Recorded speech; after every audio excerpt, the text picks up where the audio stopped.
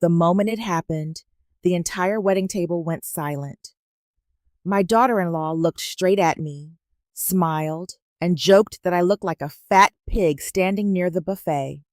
People laughed. I stayed quiet. I had spent most of my life being underestimated, and I had learned long ago that silence often reveals more than anger ever could. But a few seconds later, her father walked up, stared at me, and suddenly turned pale. Because in that moment he realized something his daughter did not. The woman she had just humiliated was the same investor who had quietly bought his entire company. Before we dive into today's story, take a moment to share where you're watching from. We love seeing how our stories bring people together from every corner of the world. Your thoughts and comments are what make this community so special, and we're truly grateful to have you here. If you haven't already, don't forget to hit that subscribe button and turn on notifications so you never miss a new story filled with drama, resilience, and unexpected twists. Now, settle in, get comfortable, and maybe grab your favorite drink because this is a tale you won't want to miss. Let's get started. My name is Margaret Holloway, and I am 61 years old. If you saw me walking down Pearl Street in Boulder, Colorado, you would probably assume I am just another quiet widow enjoying a simple retirement. I work a few afternoons each week in a small independent bookstore that smells like paper, coffee, and old wooden shelves. I drive a 10-year-old Toyota, wear comfortable clothes that favor practicality over fashion, and spend my mornings with a cup of black coffee at the same corner cafe. People nod politely when they see me, the way they do when passing someone who blends easily into the background of everyday life. I have learned that blending into the background can be a powerful thing. When people believe you are ordinary, they stop paying close attention. They assume they understand your life without asking many questions. Over time, I realized that invisibility can be a form of freedom. When no one expects much from you, you are free to move quietly in ways they would never imagine. Many years ago, my life looked very different. My husband, Daniel Holloway, was one of the most brilliant software engineers I ever knew. Daniel was the kind of man who could sit silently for hours with a notebook, scribbling equations and diagrams until a complicated problem suddenly became simple.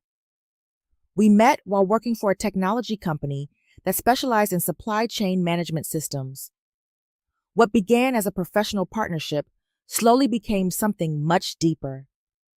We built our lives around curiosity, long conversations, and the quiet satisfaction of solving problems together. Daniel eventually created something remarkable. He developed an artificial intelligence system designed to optimize global supply chain logistics, predicting transportation delays and adjusting shipping routes in real time. At the time, few companies truly understood how valuable such a system could become, but Daniel believed in it with unwavering certainty. After years of refinement, a major logistics corporation approached us with an offer to purchase the technology. The deal was finalized for $40 million United States dollars. Even now, that number still feels unreal when I say it aloud. Yet, at the time, Daniel and I did not suddenly begin living like millionaires. We did not buy yachts or luxury houses. Instead, we did something that seemed much less exciting, but ultimately far more powerful. We invested carefully. Daniel had an extraordinary instinct for recognizing undervalued opportunities. We diversified our money into technology startups, logistics companies, renewable infrastructure, and private equity partnerships. Some investments failed, but many succeeded beyond our expectations. The portfolio grew steadily, almost quietly, year after year. Then life reminded me how fragile everything can be. Daniel died unexpectedly from a heart attack one cold morning 12 years ago. Losing him felt like the ground beneath my life had vanished. For months, I struggled simply to keep moving forward. But eventually I realized that the best way to honor the man I loved was to continue the work we had begun together. So I did. Over the next decade, those investments multiplied in ways even Daniel might not have predicted. Through holding companies and private funds, the value of what we built eventually exceeded $600 million. Only a handful of lawyers and financial advisors know the full extent of it. My son Ethan certainly does not. Ethan is 34 years old and works as an architect. He believes his mother lives comfortably on the savings his father left behind. I allowed him to believe that because I wanted him to build his life without leaning on family money. I wanted him to learn independence the hard way, the way Daniel and I once did. For years, that decision kept our lives simple and peaceful. Then Ethan fell in love with a woman named Vanessa Caldwell. And that was the moment everything began to change. If you're still watching, and this story already has you curious, comment number 1 below so I know you're with me. What happened next at that wedding would change everything I thought I knew about my son's new family. Now, let's move on to chapter 2. The first thing I noticed when I arrived in Monterey, California, was the smell of salt in the air and the quiet roar of the Pacific Ocean beyond the cliffs. The wedding venue sat on a wide stretch of coastline, a luxury resort with tall glass windows and manicured gardens that seemed designed to impress anyone who stepped onto the property. Valets hurried between sleek cars, while guests in expensive suits and flowing dresses moved through the entrance with the confidence of people accustomed to wealth. I felt like a visitor from a different world. Back in Boulder, my days revolved around bookshelves, quiet cafes, and familiar streets where nobody paid much attention to how someone dressed or what kind of car they drove. Here, everything sparkled with deliberate elegance. The Caldwell family clearly believed celebrations should also be demonstrations of success. Richard Caldwell, Vanessa's father, had built Caldwell Logistics into one of the largest transportation companies on the West Coast.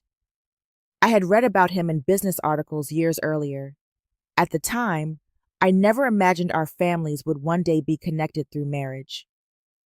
As I walked through the garden toward the ceremony, I reminded myself that the day was not about appearances or social standing. It was about Ethan. My son stood near the front of the oceanfront terrace, waiting for the woman he loved.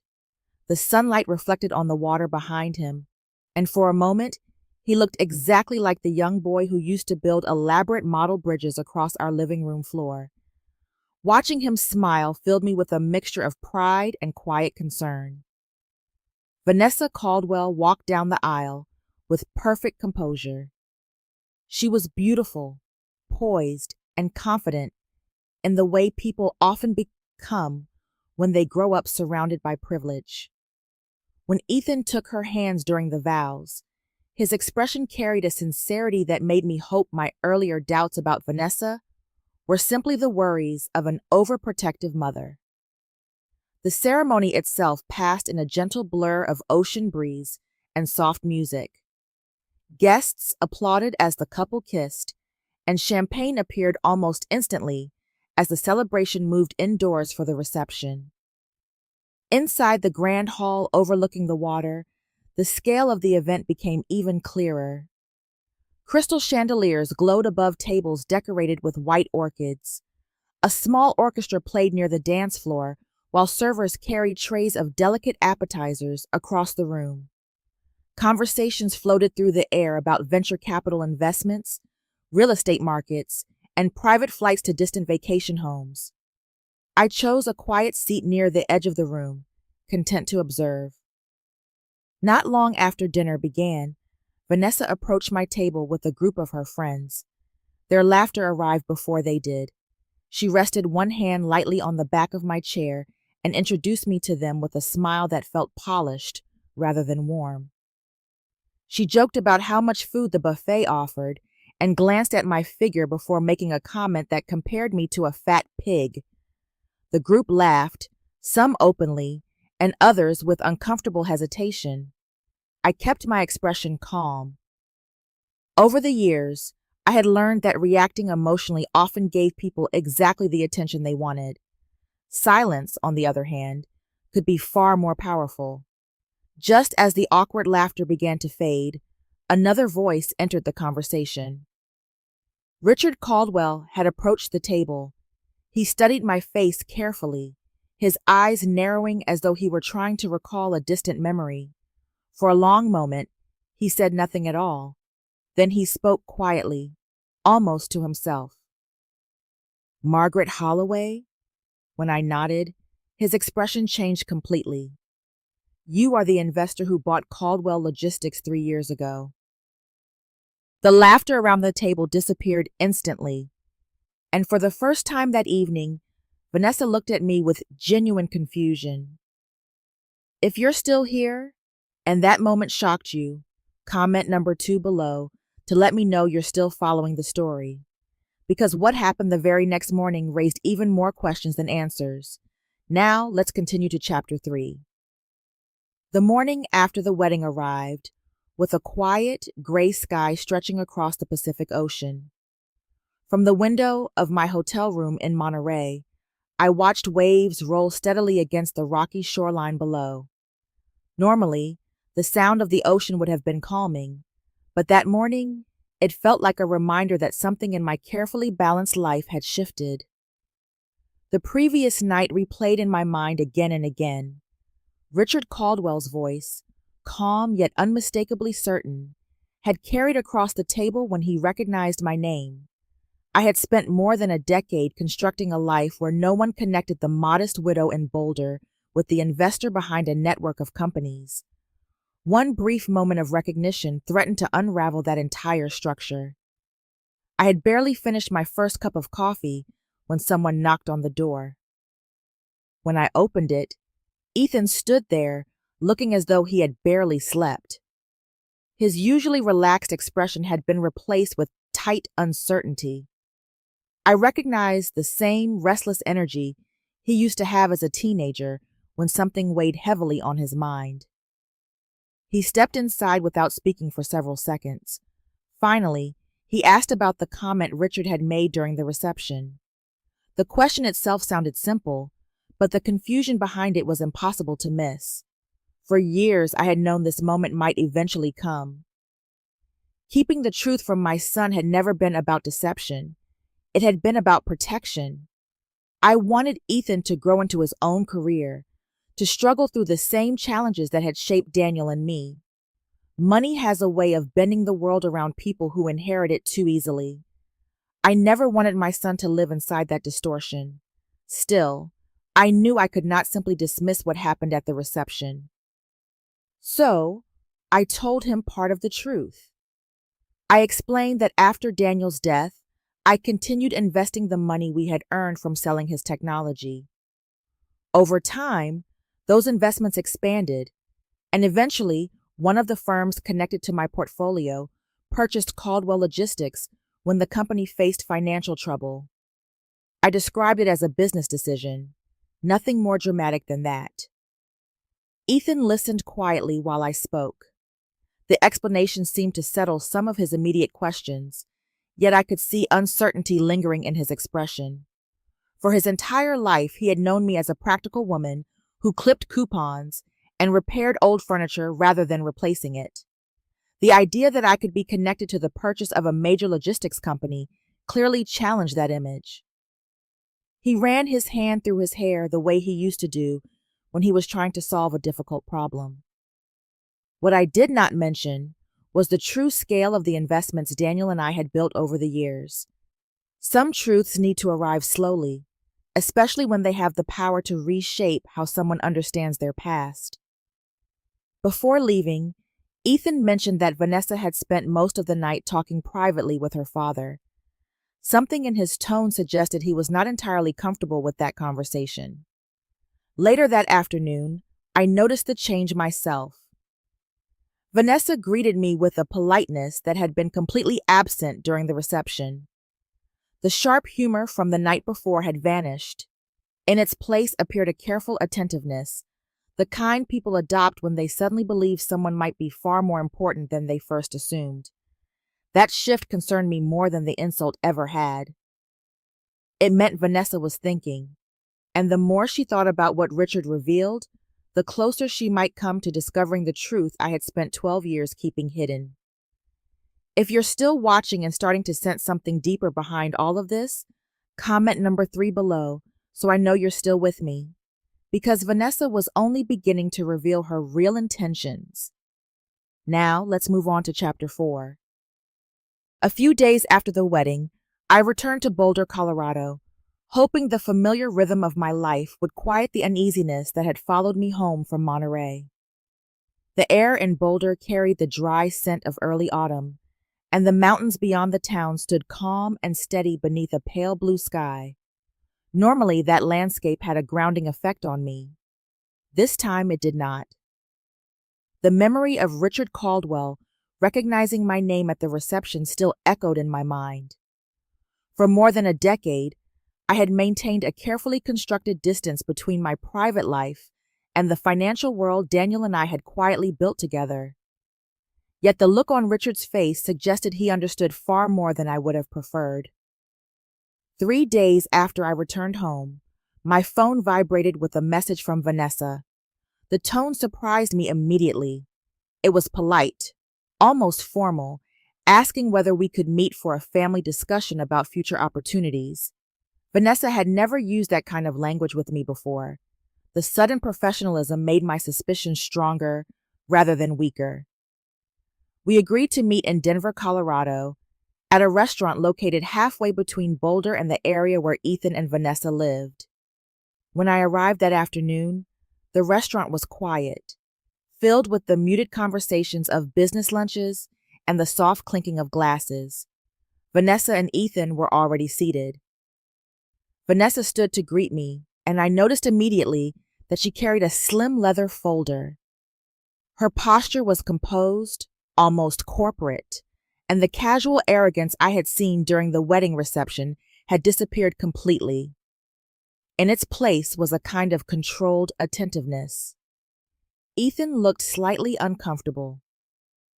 After we ordered lunch, Vanessa opened the folder and began explaining her idea. She spoke about how many successful families manage their wealth through centralized investment offices. According to her explanation, a shared structure would allow long-term planning, diversified investments, and tax efficiency. She described the concept as a way for both families to work together in building a financial legacy. The proposal sounded impressive on the surface. Then she outlined the details. She suggested creating a new investment entity funded initially with 70 million United States dollars. I would provide the capital. Ethan and Vanessa would participate in managing the investment strategy, while Richard Caldwell would contribute his business experience as a senior advisor. While she spoke, I watched her carefully. Her words were smooth and confident, the language of someone who had rehearsed the conversation in advance. Yet behind the polished presentation, the structure of the proposal revealed its true purpose. The arrangement would place a significant portion of my assets within a system influenced by Vanessa and her father. In other words, she wanted access. Ethan listened quietly throughout the conversation. From time to time, he glanced at me with an uncertain expression, as though he were trying to understand how his mother had suddenly become the center of a discussion involving tens of millions of dollars. When Vanessa finished speaking, the table fell into a brief silence. I thanked her for sharing the idea and told her I would need time to think about it. She nodded with a controlled smile, clearly expecting that the proposal had impressed me.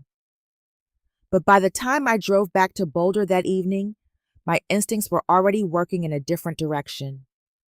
The next morning, I contacted my financial advisor and asked him to quietly review the public financial records connected to the Caldwell family. What he discovered confirmed my growing suspicion. Several Caldwell real estate developments in Los Angeles were struggling under enormous debt. Their business empire looked strong from the outside, but beneath the surface, the numbers told a far more fragile story.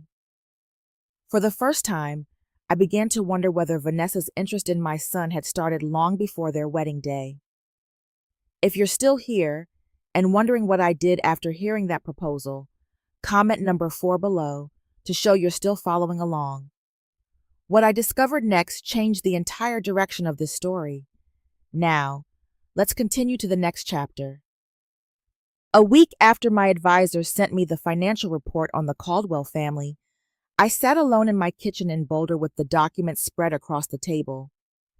Outside the window, the late afternoon sun cast long shadows across the yard, but my attention remained fixed on the numbers in front of me.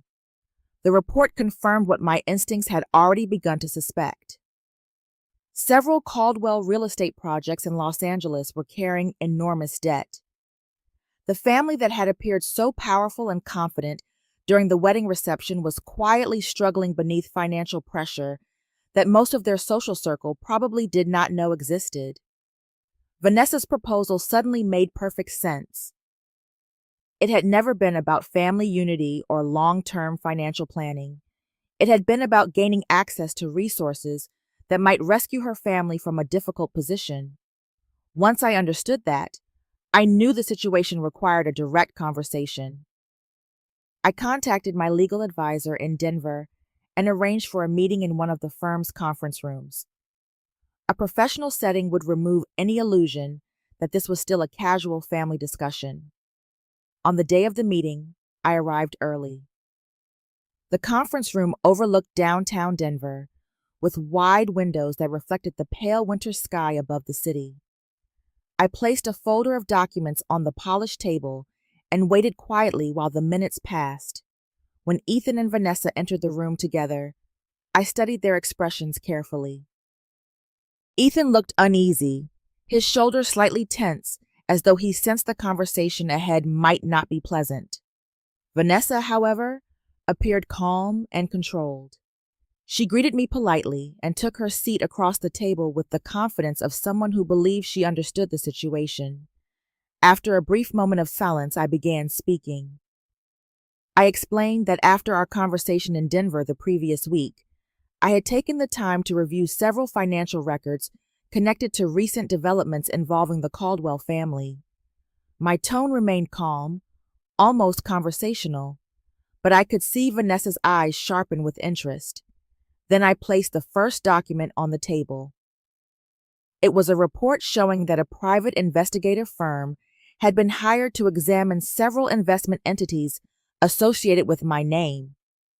Vanessa's expression changed immediately. Ethan looked down at the paper, confusion spreading across his face as he realized what it meant. He asked why anyone would need to investigate his mother's finances. Vanessa responded quickly, explaining that the research had simply been responsible financial due diligence. According to her explanation, she wanted transparency before involving both families in a shared investment structure. Her voice remained composed, but the confidence behind it began to fade as I placed additional documents beside the first.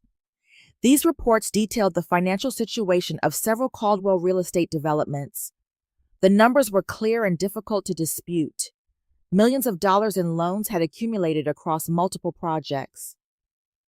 The room grew noticeably quieter. Vanessa's calm professionalism slowly gave way to irritation.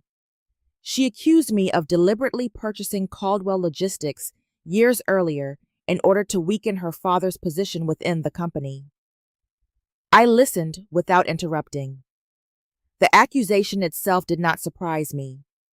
When people feel cornered by facts, they often search for another story that makes them appear less responsible for the situation. Ethan sat between us in silence, his eyes moving from one document to another.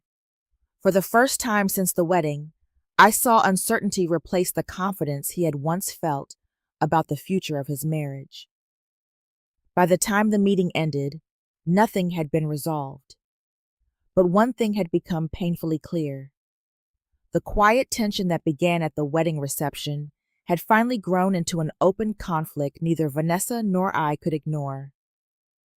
The drive back to Boulder after the meeting in Denver felt longer than usual.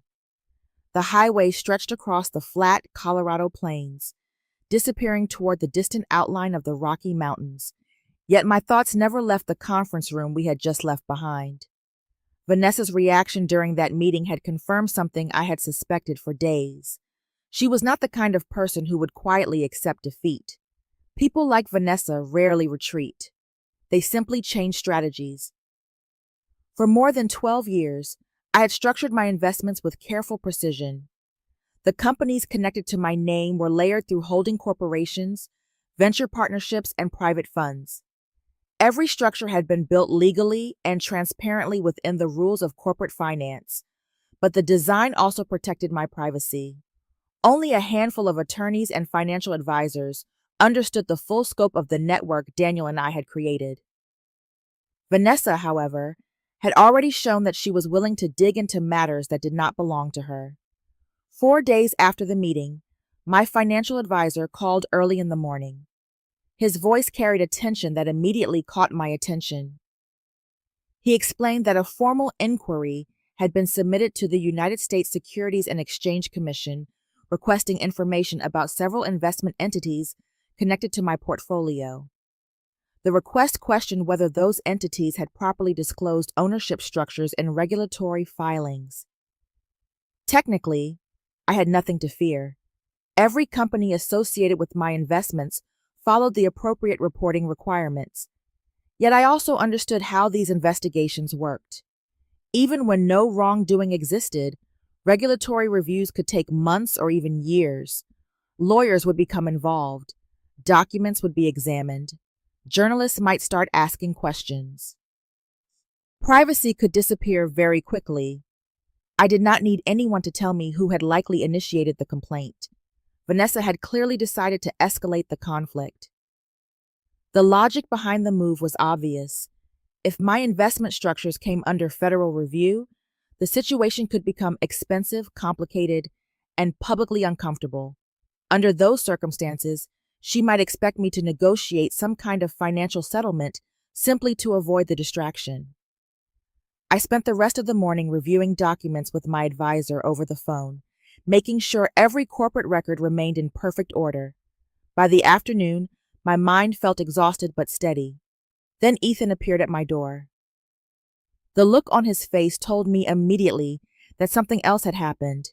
He stepped inside slowly, as if the simple act of walking required more effort than usual. After sitting down at the kitchen table, he explained that Vanessa had filed for legal separation earlier that day. According to the paperwork, she claimed she needed to protect herself from potential financial liability connected to undisclosed business activities within Ethan's family. The words sounded cold, even when Ethan repeated them. For several seconds, neither of us spoke. I could see the weight of the situation settling across his shoulders. Ethan had always believed his marriage was built on trust. Now, he was beginning to realize that the relationship might have been influenced by far more complicated motivations. I finally told him about the regulatory complaint. I explained that someone had asked federal authorities to review the corporate structures behind my investments. I assured him that everything within those structures was completely legal, but I also made it clear that investigations of that kind could still create serious complications. Ethan listened quietly. When he finally looked up, the confusion in his eyes had been replaced by something deeper. It was the first moment I saw him truly begin to question the intentions of the woman he had married. And I realized that the conflict between Vanessa and me had now entered a far more dangerous phase. If you're still watching and curious about what happened after things escalated this far, comment number 6 below so I know you're still with me. Because the next meeting would decide the future of an entire family. Now, let's move on to Chapter 7. The days following Ethan's visit passed with a strange mixture of calm and tension. On the surface, life in Boulder continued as usual. The bookstore opened every morning. Customers browsed quietly through the aisles, and the familiar mountain air drifted through the streets. Yet beneath that ordinary rhythm, I knew the conflict surrounding my family had reached a point where it could not continue unresolved. If the investigation requested from the United States Securities and Exchange Commission continued, The process could stretch on for months. Lawyers would become involved, documents would multiply, and attention would eventually follow. More importantly, Ethan would remain trapped in a painful conflict between loyalty to his mother and the woman he had married. Allowing the situation to drag on would only deepen the damage. So, I decided to end it. I contacted my legal advisor in Denver and asked him to arrange another meeting in the same conference room where Vanessa and Ethan had confronted me days earlier. This time, the invitation included everyone directly involved: Ethan, Vanessa, Richard Caldwell, and the attorneys representing both sides. The afternoon of the meeting arrived with cold winter sunlight reflecting across the glass towers of downtown Denver. When I entered the conference room, the polished table and quiet atmosphere felt almost identical to the previous meeting, yet the tension in the air was noticeably heavier. Ethan sat near the center of the table, his posture tired and withdrawn. The past week had clearly taken a toll on him. Vanessa sat beside her attorney, her expression controlled but watchful. Richard Caldwell remained unusually silent, his attention fixed on the documents spread across the table. Once everyone was seated, Vanessa's lawyer began outlining their position. According to him, the regulatory complaint submitted to federal authorities had raised legitimate questions about the corporate structures connected to my investments. However, he suggested that the matter could be resolved quickly if both families agreed to a cooperative financial arrangement. Vanessa then explained the proposal herself. She recommended establishing a shared family trust, funded with a portion of my assets. The trust would be managed by a board that included representatives from both families. In exchange for creating this structure, the complaint filed with federal regulators could be withdrawn. I listened carefully until she finished. Then I spoke. I explained that I had spent more than a decade building my investments through discipline and careful decision-making.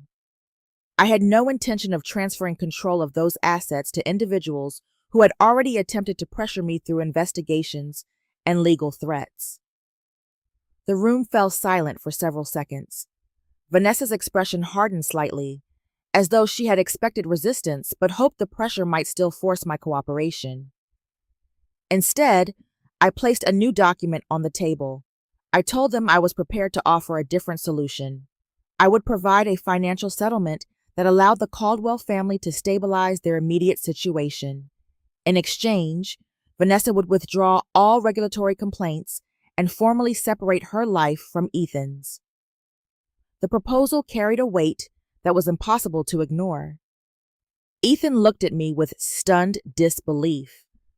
The realization that his marriage was now being discussed in the language of legal agreements clearly shook him. Across the table, Vanessa remained quiet, studying the document carefully. For the first time since the conflict began, uncertainty appeared in her expression. After several long minutes, she finally spoke and asked for time to consider the offer.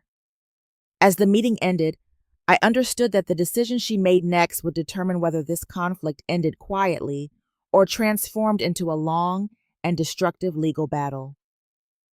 The morning after our meeting in Denver arrived with a quiet stillness that felt almost deceptive. From the window of my home in Boulder, I could see the first light of day spreading across the mountains, turning the peaks pale gold against the cold winter sky. It looked peaceful, the kind of calm landscape that usually made problems seem smaller. Yet I knew the situation surrounding my family was anything but peaceful. Vanessa had asked for time to consider the settlement I offered. On the surface, that seemed reasonable, but I understood how someone like her approached decisions. She would not be thinking about emotions or family relationships. She would be calculating outcomes. For Vanessa, every option was a strategy. I spent most of that morning walking slowly through town, hoping the familiar streets might clear my thoughts. As I passed the bookstore where I worked a few afternoons each week, I realized how strange it felt to stand between two completely different versions of my life. One was simple and quiet. The other involved lawyers, financial negotiations, and the future of my son's marriage. What had begun as a cruel remark at a wedding reception had turned into something far more complicated. That afternoon, Ethan called. His voice sounded tired in a way I had never heard before. The past week had clearly forced him to question things he once believed were certain. He admitted that he had spent the night replaying conversations with Vanessa from earlier in their relationship, trying to understand whether he had overlooked signs that her motivations were not entirely genuine. I told him that none of this was his fault. Trust is the foundation of any relationship, and people rarely imagine that someone they love might be thinking in terms of financial opportunity rather than partnership. We spoke quietly for several minutes before ending the call. Not long after that conversation, something unexpected happened. My phone rang again, and this time the caller identification displayed the name Richard Caldwell. His tone when he began speaking carried none of the confidence I remembered from the wedding reception. Instead, he sounded older, almost weary. After a few moments of hesitant conversation, he explained that he wanted to speak honestly about the situation surrounding his family. Richard admitted that Vanessa had taken several financial risks over the past 2 years without fully informing him. She had borrowed substantial sums of money to invest in a number of technology startups that promised rapid growth. Unfortunately, those ventures collapsed before they could generate any real profit. The losses placed additional pressure on the Caldwell family finances, which were already strained by several struggling real estate developments in Los Angeles. Listening to him, I finally understood how desperate Vanessa's actions had become. Richard also said something else that surprised me. He acknowledged that when I purchased Caldwell Logistics several years earlier, the company had been only months away from collapse. My investment had preserved the jobs of hundreds of employees and allowed the business to survive. His voice softened slightly when he admitted that fact. Later that evening, I received a short message from Vanessa's attorney. She was ready to deliver her answer to my proposal the following day. As the sun disappeared behind the mountains, I realized that the decision she made next would finally determine whether this conflict ended quietly or continued as something far more destructive. If you're still here and ready to see how this story finally ends, comment number 8 below so I know you're still watching, because the decision that came next would determine the final outcome for everyone involved. Now, let's move on to the conclusion of the story. The following morning arrived with a quiet clarity that felt almost surreal after the weeks of tension that had led to this moment. As I drove toward Denver for the final meeting arranged by the attorneys, I thought about how strangely the entire situation had unfolded. What began as a humiliating remark at my son's wedding had somehow grown into a confrontation involving lawyers, federal regulators, and millions of dollars.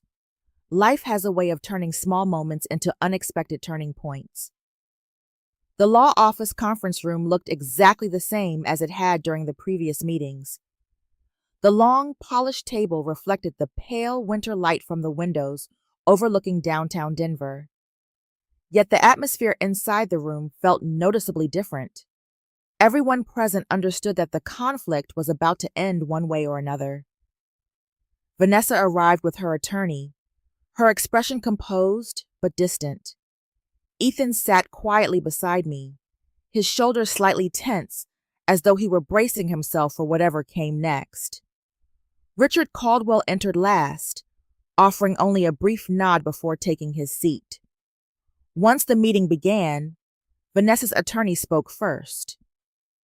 He explained that after reviewing the proposed settlement and considering the potential legal consequences of continuing the dispute, his client had decided to accept the terms of the agreement. The words were delivered in the measured tone of someone describing a purely business transaction. In many ways, that was exactly what it had become. The settlement required Vanessa to withdraw the complaint submitted to the United States Securities and Exchange Commission and to formally abandon any legal claims related to my financial investments. In return, a financial payment would be arranged through the attorneys, closing the matter permanently. The final condition involved Ethan. Vanessa would proceed with the legal separation that had already been filed, allowing the marriage to dissolve without further conflict. When the attorney finished outlining the terms, the room fell silent for several seconds. Ethan remained very still, his gaze fixed on the documents placed before him. I could see the moment of realization passing across his face. The marriage he had entered with such hope less than a year earlier was ending not with reconciliation or understanding, but with signatures on a legal agreement. Richard Caldwell finally spoke quietly, acknowledging that the settlement represented the most practical outcome for everyone involved. Vanessa said very little. She reviewed the paperwork carefully before signing each page with controlled precision.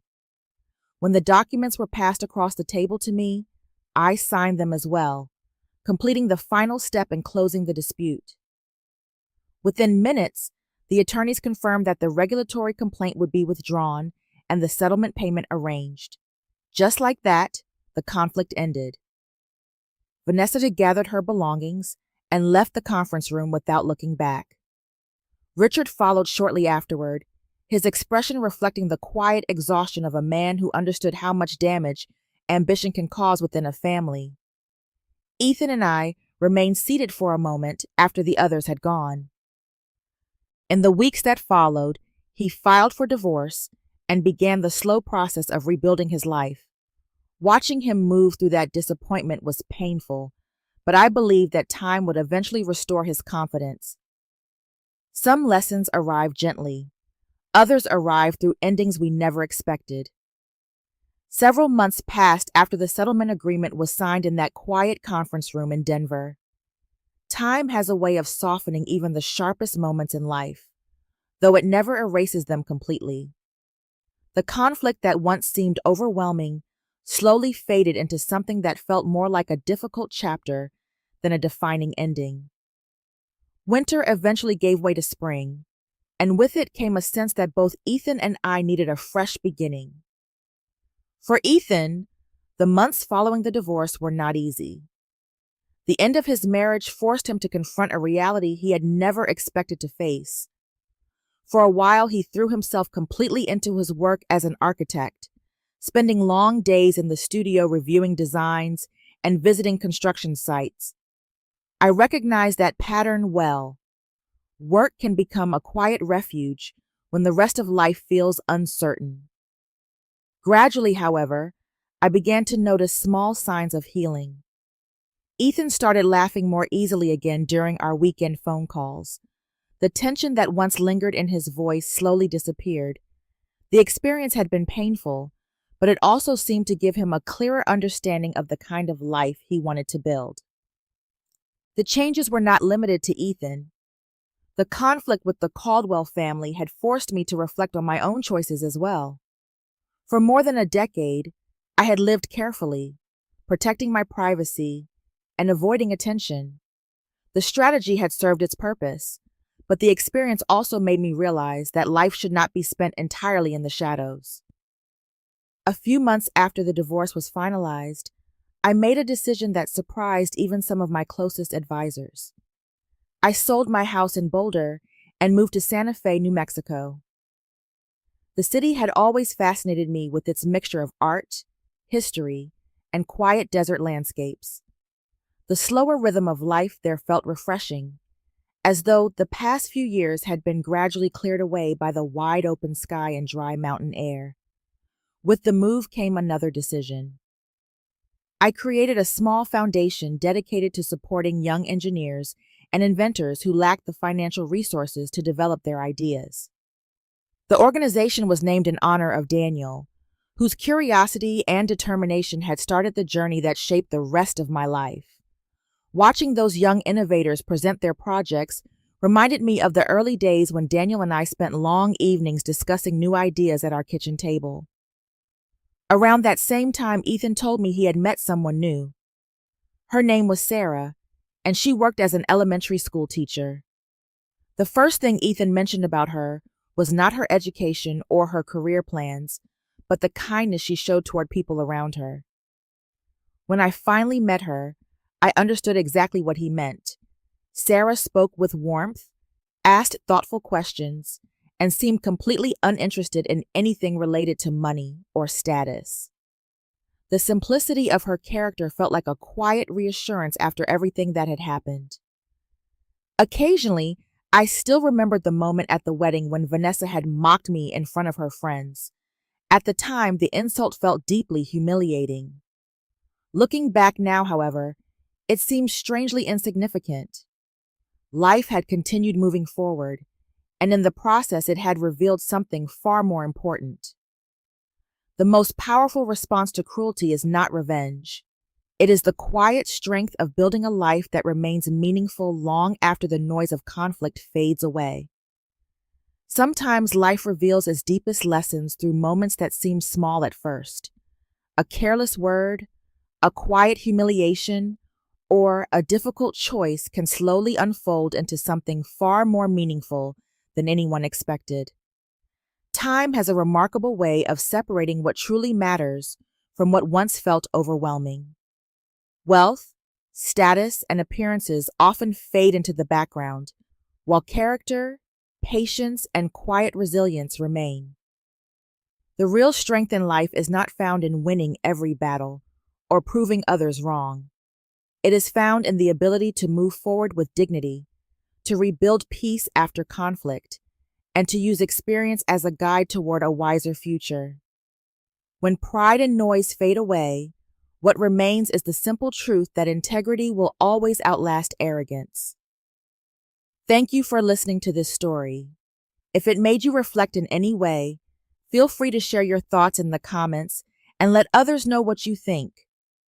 And if you enjoy meaningful stories like this, please follow and subscribe to the channel for more.